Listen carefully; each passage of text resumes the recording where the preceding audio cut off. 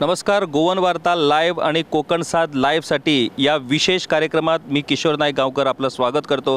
माझ्यासोबत आहेत कोकण साथ लाईव्हचे ब्युरो चीफ संदीप देसाई. संदीप, तुझं स्वागत आहे आजच्या या कार्यक्रमाला. मोपा आंतरराष्ट्रीय विमानतळ माझ्या पाठीमागे तुम्ही बघता आहात. त्या ठिकाणी जो बोर्ड लावलेला आहे न्यू गोवा इंटरनॅशनल एअरपोर्ट मोपा, आजच मुख्यमंत्री डॉक्टर प्रमोद सावंत यांनी अधिकृत पद्धतीनं मोपा विमानतळाच्या उद्घाटनाची घोषणा केलेली आहे. 11 डिसेंबर रोजी माननीय पंतप्रधान नरेंद्र मोदी यांच्या हस्ते मोपा आंतरराष्ट्रीय विमानतळाचं रीतसर उद्घाटन होणार आहे आणि त्या अनुषंगाने गोवा सरकारने या उद्घाटन सोहळ्याची जय्यत तयारी केलेली आहे. संध्याकाळच्या सत्रात या मोपा विमानतळाचं उद्घाटन होणार आहे. जवळजवळ 10,000 लोकांच्या उपस्थितीत हा उद्घाटन सोहळा आयोजित करण्याचं राज्य सरकारनं ठरवलेलं आहे आणि त्या अनुषंगाने मोठी तयारी गोव्यात सुरू आहे. मोपा विमानतळ प्रकल्पातून गोव्याच्या विकासाचं एक नवं महाद्वार खुलणार आहे. अर्थात मोपा विमानतळामुळे ज्या लोकांच्या जमिनी गेल्या, ज्या लोकांच्या पिढीच्या जमिनी मोपा विमानतळासाठी संपादित झाल्या, त्या लोकांना न्याय मिळाला का हा प्रश्न आहेच. त्याचबरोबर स्थानिकांच्या नोकऱ्यांचा विषय, उद्योग व्यवसायात स्थानिकांना प्राधान्य, अशा अनेक गोष्टींचा समावेश आहे आणि या गोष्टी आपण आतापर्यंत चर्चेला घेतलेल्या आहेत आणि या गोष्टीवरती यापुढेही चर्चा होणार आहे. परंतु आजच्या आमच्या या वार्तालापाचा एक वेगळा विषय आहे, तो म्हणजे मोपा इंटरनॅशनल एअरपोर्ट जो आहे तो गोवा आणि महाराष्ट्र या दोन्ही राज्यांच्या अगदी सीमेवरती आहे. जसा गोव्याला या मोपा विमानतळाचा फायदा आहे, अर्थात हा विमानतळ गोव्यात असल्यामुळे त्याचा थेट फायदा हा गोव्याला मिळणार आहे, परंतु या विमानतळाचा एक भाग हा महाराष्ट्राच्या सीमेला लागून असल्यामुळे महाराष्ट्राच्या सिंधुदुर्ग जिल्ह्याला आणि विशेष करून दोडामार्ग तालुक्याला या मोपा विमानतळामुळे एक विकासाची नवी संधी मिळणार आहे. ही संधी घेण्याची तयारी महाराष्ट्र सरकारने केलेली आहे काय? महाराष्ट्रात म्हणजे आमच्या शेजारच्या सिंधुदुर्ग जिल्ह्यात आणि दोडामार्ग तालुक्यात मोपा विमानतळाच्या उद्घाटनाची उत्सुकता अजूनही दिसून येत नाही. याची नेमकी कारणं काय आहेत? मोपा विमानतळाच्या या विकासाचा फायदा घेण्यासाठी सिंधुदुर्ग आणि दोडामार्ग तालुका सज्ज झाला आहे का? अशा अनेक विषयावरती आम्ही संदीप देसाई यांच्याबरोबर चर्चा करणार आहोत. संदीप, काय आहे परिस्थिती? 11 डिसेंबर रोजी म्हणजे अवघ्या आता 8 दिवसात, 8ही दिवस नाहीत, मोपा आंतरराष्ट्रीय विमानतळ म्हणजे या संपूर्ण भागात अशा पद्धतीचा एवढा मोठा प्रकल्प हा पहिल्यांदाच उद्घाटन होतो आहे आणि तुला माहीत आहे की विमानतळ हा एक विकासाचा एक महाद्वार आता खुलणार आहे. जसं गोव्याच्या विकासात या विमानतळाचं योगदान महत्त्वाचं असणार आहे, त्याचबरोबर महाराष्ट्राच्या सिंधुदुर्ग आणि दोडामार्गाच्या विकासातही या विमानतळाचं योगदान होणार आहे. काहीच तयारी दिसत नाही, काही उत्सुकता दिसत नाही. तुमचा एक आमदार म्हणा किंवा कोणीही राजकीय नेता या मोपा विमानतळाच्या बाबतीत काहीही बोलताना दिसत नाही. का ही नेमकी परिस्थिती आणि अद्यापही सिंधुदुर्ग जिल्हा किंवा दोडामार्ग तालुका जागा का झालेला नाही? अगदी बरोबर सर प्रश्न उपस्थित केला आणि अत्यंत महत्त्वाचा हा प्रश्न.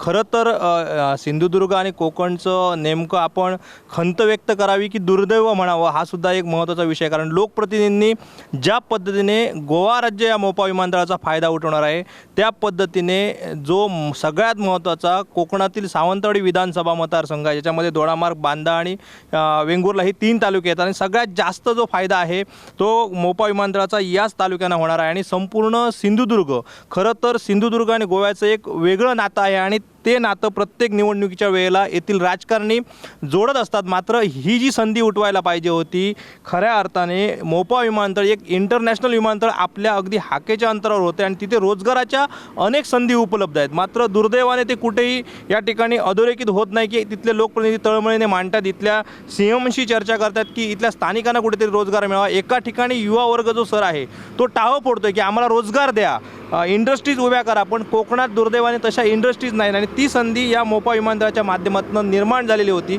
मात्र तसं जे चित्र खऱ्या अर्थाने दोडामार्गतील युवाई जे आहे ते खरं तर दोडामार्गमध्ये आपल्याला विलीन करा असं एक चित्र मागणी करत होते आणि एवढं मोठं आज रोजगाराचं द्वार इथे खुलं होतं आहे, तर त्या ठिकाणी आपल्या युवाईचा आवाज पोचवावा, आपल्या युवाईला कुठेतरी तिथे स्थान मिळावं. अनेक प्रकारच्या रोजगाराच्या संधी आहेत. खरं तर संपूर्ण देशातील सिंधुदुर्ग हा पहिला पर्यटन जिल्हा, तर इथे येणारे जगभरातील पर्यटक सिंधुदुर्गात येऊ शकतात. तर त्या ठिकाणी कुठच्या माध्यमातून युवकांना रोजगार मिळू शकतो.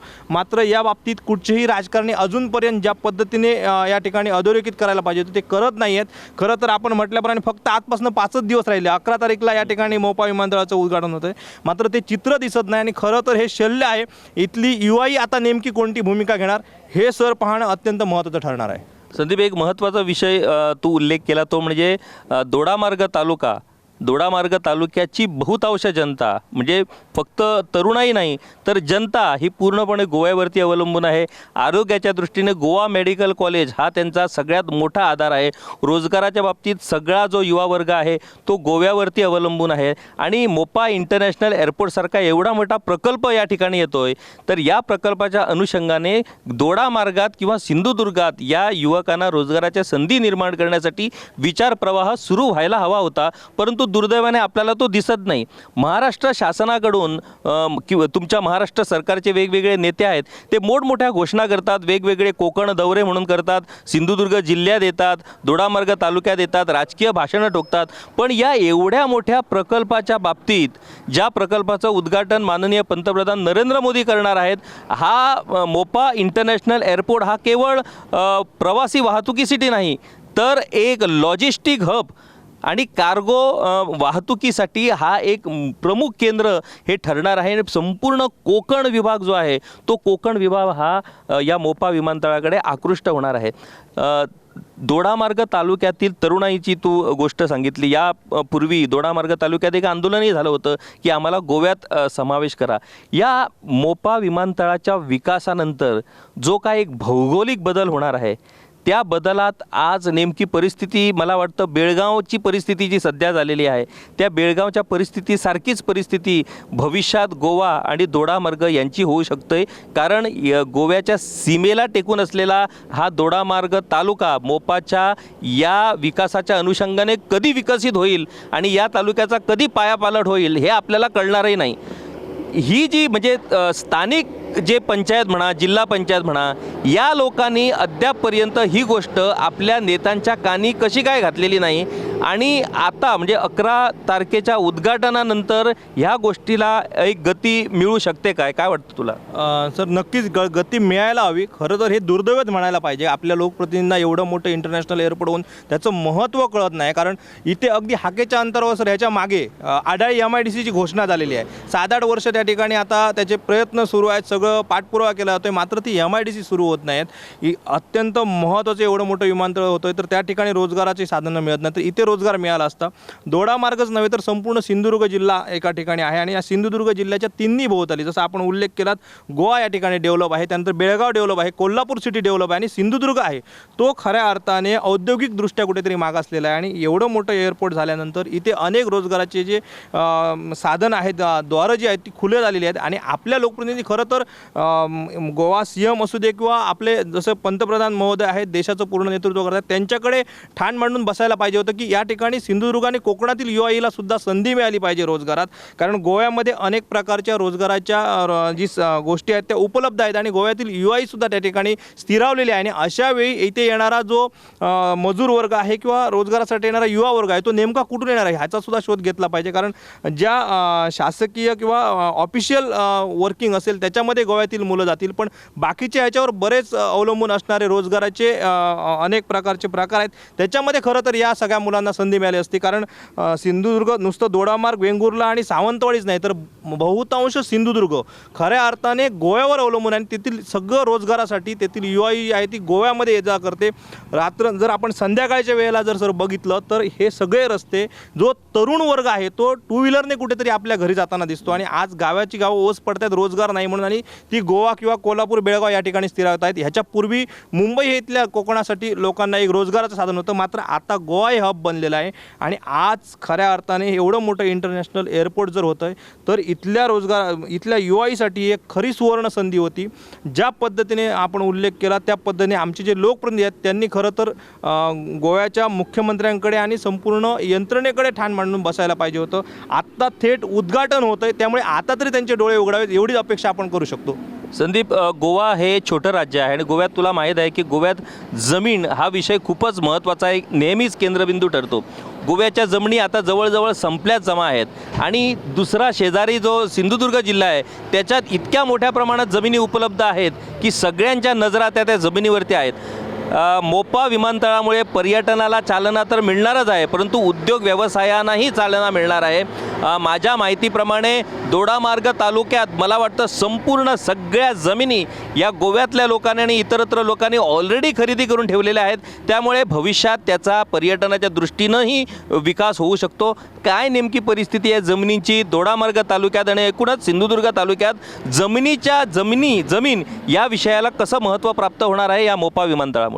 नक्कीच सर, जमिनीला तर सर ज्यावेळी मोपा विमानतळाची घोषणा झाली त्याच वेळेपासून खऱ्या अर्थाने अवघं गोव्यातीलच जे बिल्डर्स आहेत, मोठमोठे लोक आहेत, उद्योजक आहेत, तेच या ठिकाणी उतरले अशा प्रकारची परिस्थिती नाही. तर दिल्ली त्यानंतर बेंगलोर येथील बरीच लोक जे आहेत त्यांनी मोठमोठ्या एकरोच्या एकर जमिनी त्यावेळी खरेदी केलेल्या आहेत आणि आज त्या ठिकाणी मोठ्या प्रमाणात खऱ्या अर्थाने जसा उल्लेख केला गोव्यामध्ये जी रेसिडेन्शियल महत्त्वाची गोष्ट आहे ती सीमित झालेली आहे आणि हाच धागा पकडून त्या उद्योजकांनी दोडामार्गच्या सीमेवर मोठमोठे होम प्रोजेक्ट त्या ठिकाणी निर्माण केलेले आणि हे 2-3 वर्षापासून सुरू झालेले आहेत. अंगणसारखा एवढा मोठा जो प्रोजेक्ट आहे त्या ठिकाणी जवळपास 700 ते 800 होमचा प्रोजेक्ट आहे, तो 3 वर्षापूर्वी सुरू झालेला आहे. यामुळे खऱ्या अर्थाने सिंधुदुर्गातील जमिनींना एवढा मोठा भाव आलेला आहे. कळणेसारख्या भागातील जमिनी मोठमोठ्या कंपन्यांनी खरेदी केल्या आहेत. अगदी कळणेच नाही तर दोडामार्ग लगतचा वेंगुर्ला तालुका जो आरोंदा आणि भाग आहे, मळेवाड भाग आहे, त्यानंतर बांद्याचा परिसर आहे सगळा, तोरसे पेडणे, त्यानंतर आडाळी MIDC, ह्या सगळ्या गोष्टींमुळे एवढा मोठा त्यांना सध्या तिथल्या जमिनींना भाव निर्माण झालेला आहे की स्थानिक आता जमिनी स्थानिकांकडे राहतील की ते सगळे परप्रांतीय आणि उद्योजक यांच्याकडे जातील, हा सुद्धा सर सगळ्यात महत्त्वाचा प्रश्न आहे. त्यामुळे निश्चित आपण जो उल्लेख केला दोडामार्गचं जमीन आज खऱ्या अर्थाने सोनं झालेलं आहे आणि ते सोनं घेण्यासाठी उद्योजक आणि बाहेरील लोकांनी त्या ठिकाणी लक्ष केंद्रित केलेलं आहे. संदीप, पर्यटनाच्या बाबतीत जर बोलायचं झालं तर गोव्यासारखंच एक नैसर्गिक सौंदर्य हे सिंधुदुर्ग जिल्ह्याला प्राप्त झालेलं आहे. परंतु एवढं असूनही ज्या पद्धतीनं गोव्यात पर्यटनाचा विकास झाला, पर्यटनाच्या मोठमोठ्या घोषणा या नेहमीच सिंधुदुर्ग होताना आम्ही बघतो, परंतु ज्या पद्धतीनं तिथं पर्यटनाचा विकास व्हायला पाहिजे होता तो अजिबात झालेला नाही. परंतु आता तो विकास कुणीही टाळू शकत नाही, कारण या विमानतळामुळे जी काही एक गती मिळणार आहे त्या गतीत तो विकासही होणार आहे.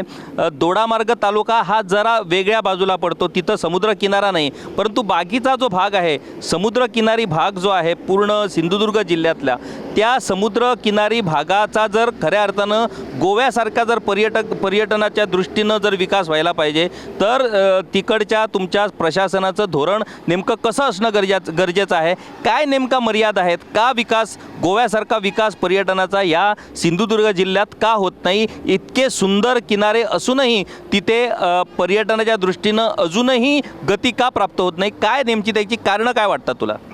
याची सर कारणं गेली अनेक वर्ष शोधली जात आहेत, पण नेमकं कारण सांगणं अवघड आहे. मात्र राजकीय जी लोकप्रतिनिधी इच्छाशक्ती ती कुठेतरी कमी पडते असंच म्हणायला पाहिजे, कारण संपूर्ण देशातील पहिला पर्यटन जिल्हा झाला. आज त्या ठिकाणी खऱ्या अर्थाने सुवर्ण संधी आहे. एका ठिकाणी गोव्यासारखं विमानतळ होतं आहे, कारण सिंधुदुर्गामध्ये नुसतं सर समुद्र पर्यटनच नाही तर जे पर्यावरणदृष्ट्या महत्त्वाचं आहे, त्यानंतर सह्याद्रीचे डोंगर आहेत, तर सगळं हवा पाणी जसं डोंगर म्हणतोय, समुद्र म्हणतोय, या सगळा निसर्ग म्हणतोय, हे सगळं सिंधुदुर्गातच उपलब्ध आहे. त्यामुळे जगभरातील जे पर्यटक आहेत ते सिंधुदुर्गकडे आकर्षित होत आहेत आणि आजच्या घडीला खऱ्या अर्थाने राजकीयसुद्धा जी ताकद आहे ती सुद्धा या कोकणात आणि सिंधुदुर्गात आहेत. कारण केंद्रीय मंत्री नारायण राणे आहेत आणि त्यांचं वजन जे आहे ते केंद्रात अतिशय चांगलं आहे.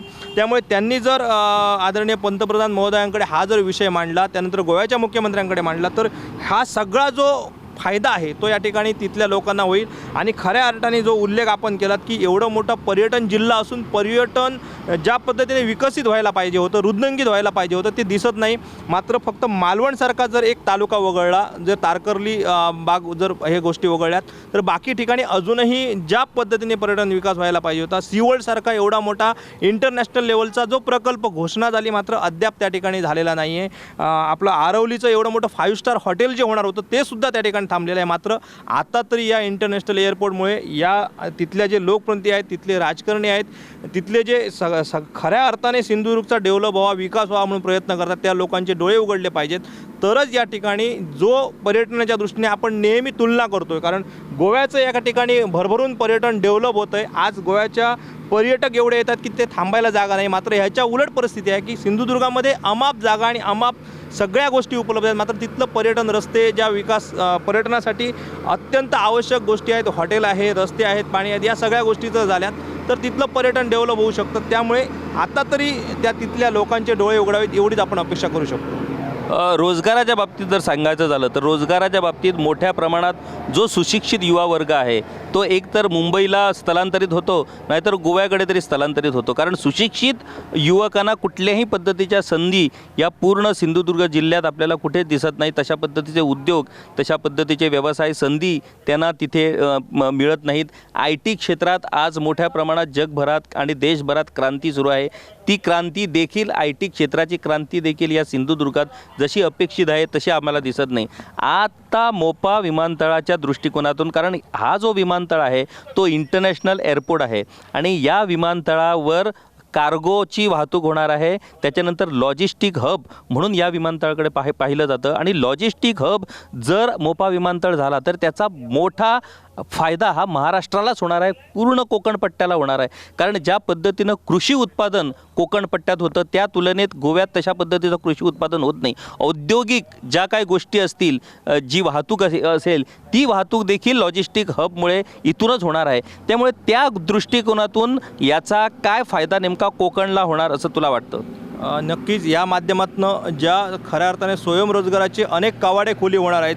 कृषी हा खरं तर कोकणचा श्वास म्हटला पाहिजे, कारण कृषी क्षेत्रात कोकणने एवढं मोठं योगदान दिलेलं आहे आणि त्या सगळ्या गोष्टी त्या ठिकाणी उपलब्ध आहेत. कोकणचा आंबा तर जगभर प्रसिद्ध आहे आणि अशा वेळेला इंटरनॅशनल एअरपोर्ट या ठिकाणी येतं आहे. तर या ठिकाणी आज सिंधुदुर्ग जिल्ह्यामध्ये 2 कॅबिनेट मंत्री आहेत, दीपक केसरकर आहेत, त्यानंतर रवींद्र चव्हाण आणि स्वतः केंद्रात नारायण राणे आहेत. या तिघांनी जर एक समन्वय साधला, कारण यापूर्वी राजकीय परिस्थिती, राजकीय आकडे वेगळे होते, मात्र आता हे तिन्ही व्यक्ती एकत्र आहेत आणि या तिघांनी जर मिळून हे संपूर्ण गणित बांधलं आणि कोकणचा खऱ्या अर्थाने कायापालट करण्यासाठी ज्या पद्धतीने औद्योगिक क्षेत्र म्हणा, त्यानंतर कृषी क्षेत्र म्हणा, कारण कृषीच्या अनेक संधी कोकणात उपलब्ध आहेत आणि ह्या सगळ्याला जर एक जागतिक स्तरावर स्थान निर्माण करायचं असेल आणि कोकणला खऱ्या अर्थाने समृद्ध करायचं असेल तर मला वाटतं या इंटरनॅशनल एअरपोर्टपेक्षा आणखी दुसरी संधी मिळणार नाही. त्यामुळे आता तरी या तिघांनी एकत्र आलं पाहिजे आणि खऱ्या अर्थाने, आणि निश्चित एक चांगली अपेक्षासुद्धा सिंधुदुर्गवासियांना या लोकांकडनं आहे, कारण आतापर्यंत नेहमी राजकीय आखाड्यात तेथील विकास खुंटलेला होता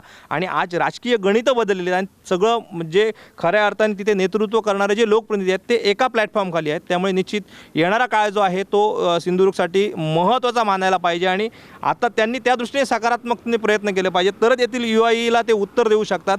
नाहीतर एवढं मोठं इंटरनॅशनल एअरपोर्ट आणि गोवा ज्या पद्धतीने पुढे जातोय त्या पद्धतीने आपण कुठे आहोत याचा किती पिढ्या आणखी आपण विचार करणार हे सुद्धा राजकारणी विचार करायला हवं.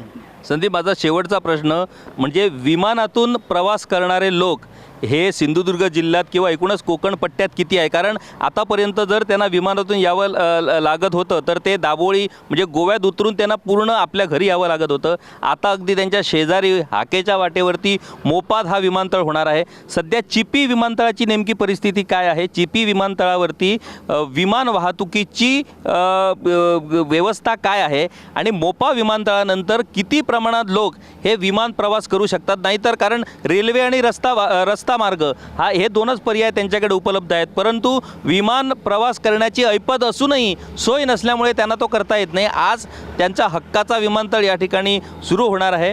नेमका विमान वाहतुकीच्या बाबतीत किंवा विमान प्रवासाच्या बाबतीत या मोपा विमानतळाचा काय फायदा कोकण पट्ट्याला होणार आहे, विशेष करून सिंधुदुर्ग जिल्हा आणि दोडामार्ग तालुका?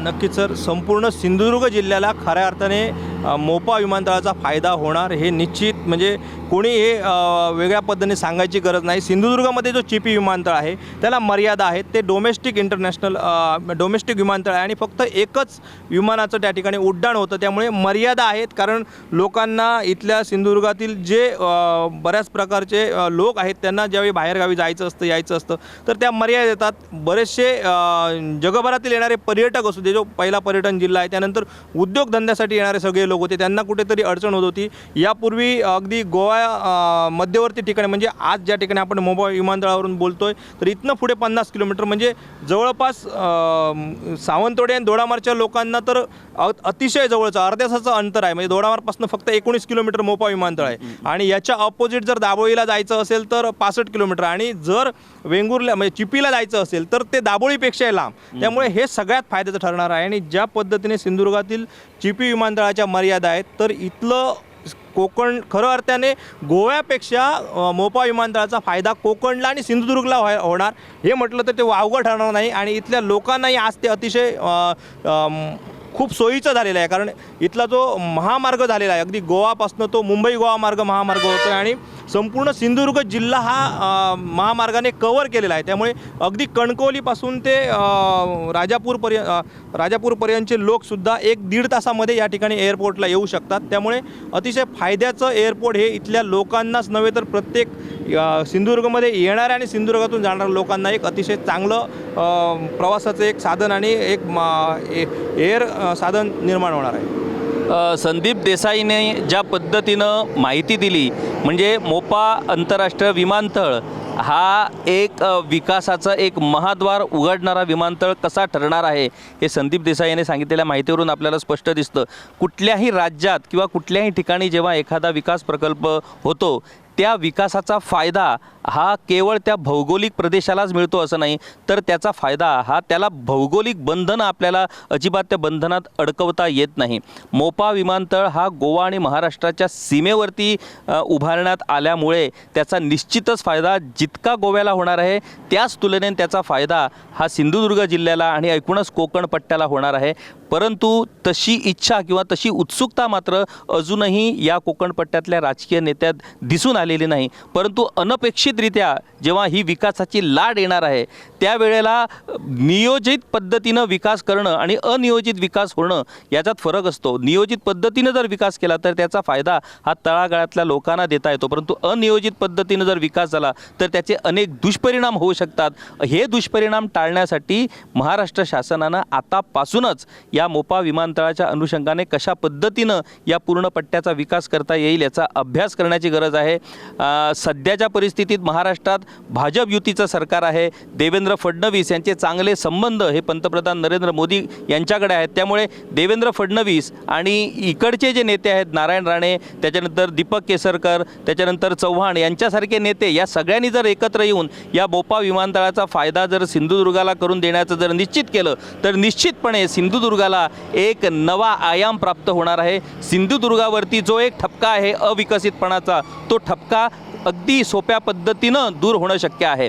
आता गोव्याच्या बाबतीत जर म्हणायचं झालं तर गोव्याच्या विकासाची फळं ही सिंधुदुर्ग हिरावून घेणार का, असा जर प्रश्न कुणाच्याही मनात जर तयार होत असेल तर आम्हाला वाटतं की त्याच्या बाबतीत आपण नकारात्मक विचार करता कामा नये. कारण सिंधुदुर्ग हा मोठ्या प्रमाणात हा ज्या विकासाचा भार आहे तो भार झेलणार आहे. कारण गोव्याच्या भौगोलिक मर्यादा आहेत. आज गोव्याच्या जमिनीच्या बाबतीत तुम्हाला माहीतच आहे की मोपा विमानतळासाठी जवळजवळ 80 लाख स्क्वेअर मीटर जमीन ही लोकांची गेलेली आहे.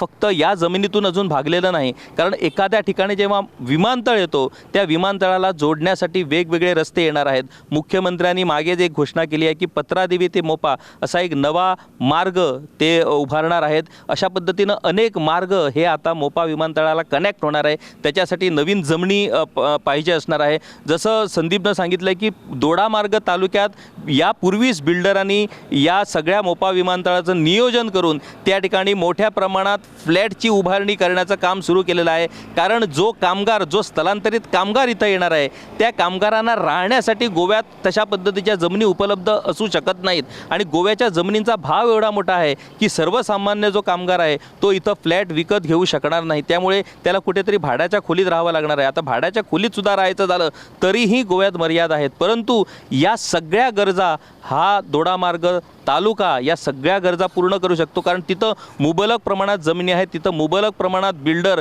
स्वस्त किमतीत या लोकांना फ्लॅट, या लोकांना भाड्याच्या खोल्या उपलब्ध करून देऊ शकतात, कारण दोडामार्ग तालुका हा टेकून आहे, त्यामुळे अवघ्या अर्ध्या तासाच्या आत तुम्ही या ठिकाणं कामाला येऊ शकता, अशा पद्धतीची परिस्थिती आहे.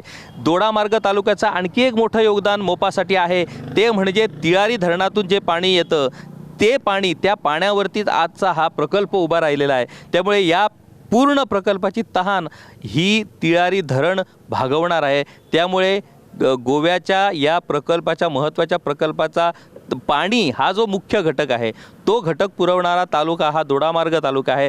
त्यामुळे या तालुक्याचंही योगदान या प्रकल्पासाठी खूप मोठं आहे. आता गोवा आणि महाराष्ट्र या दोन्ही शासनांनी जर एकत्रित पद्धतीनं बसून या सगळ्या प्रकल्पाच्या चांगल्या गोष्टींवर जर विचार केला आणि जे दुष्परिणाम आपल्याला टाळता येणं शक्य आहे त्या दुष्परिणामावरती जर अभ्यास केला तर अनेक दुष्परिणाम, अनेक वाईट गोष्टी टाळता येऊ शकतात आणि अनेक चांगल्या पद्धतीनं विकास करून या विकासाचा खऱ्या अर्थानं फायदा गोव्याला आणि या शेजारील महाराष्ट्राला करून देऊ शकतात. आजच्या या वार्तालापात संदीप देसाई, कोकण 7 लाईव्हचे ब्युरो चीफ यांनी आम्हाला अत्यंत चांगल्या पद्धतीनं, कारण त्यांचा गाढा अभ्यास आहे, गेली अनेक वर्ष ते पत्रकारितेत आहेत, अनेक महत्त्वाचे विषय हे कोकण 7 लाईव्ह आपल्यापर्यंत घेऊन त्या विषयांना न्याय मिळवून देण्यासाठी प्रयत्न करतं. मला वाटतं संदीप, मोपा विमानतळाबाबतीत जो एक मौन तुमच्या सिंधुदुर्ग जिल्ह्यात आहे ते मौन आता दूर होणं गरजेचं आहे. मोपा विमानतळावरती एक चर्चा सुरू होण्याची गरज आहे आणि त्याच्यासाठी कोकण 7 लाईव्हनं पुढाकार घेण्याची गरज आहे, कारण जोपर्यंत कोकण 7 लाईव्ह पुढाकार घेऊन लोकांना बोलतं करणार नाही तोपर्यंत राजकीय नेते जागे होणार नाहीत आणि राजकीय नेते जोपर्यंत जागे होणार नाहीत तोपर्यंत या मोपा विमानतळाचा फायदा तिथल्या लोकांना होणार नाही. मोपा विमानतळाचं उद्घाटन आजच मुख्यमंत्री डॉक्टर प्रमोद सावंत यांनी घोषणा केलेली आहे की 11 डिसेंबर रोजी माननीय पंतप्रधान नरेंद्र मोदी यांच्या हस्ते या मोपा विमानतळाचं भव्य दिव्य असं उद्घाटन होणार आहे. गोव्याचा सगळ्यात मोठा म्हणजे गोवा मुक्तीनंतर जुवारी एग्रो केमिकल्स या कारखान्यानंतर हा सगळ्यात मोठा प्रकल्प, हा मोपा विमानतळ प्रकल्प उभा राहत आहे. मुख्यमंत्री डॉक्टर प्रमोद सावंत यांच्याखाली या विमानतळाचं उद्घाटन होतं आहे आणि या विमानतळातून गोव्याच्या विकासाला आता कशा पद्धतीनं एक नवी दिशा मिळणार आहे, हा विकास गोवा कशा पद्धतीनं योग्य पद्धतीनं हाताळणार आहे, या विकासाच्या मर्यादा कशा पद्धतीनं रोखून ठेवणार आहे, जेणेकरून गोव्याच्या इथल्या भूमीला, गोव्याला, गोयकारपणाला कुठल्याही पद्धतीची बाधा पोचता कामा नये. या अनुषंगाने संदीप देसाई यांचं मी आभार मानतो की त्यांनी खूप चांगल्या पद्धतीनं माहिती दिली. अशाच पद्धतीनं वेगवेगळ्या विषयावरती गोवन वार्ता लाईव्ह तुमच्यापर्यंत माहिती घेऊन येणार आहे. तुम्ही पाहत राहा गोवन वार्ता लाईव्ह, नातं गोव्याचं, देणं मराठीचं.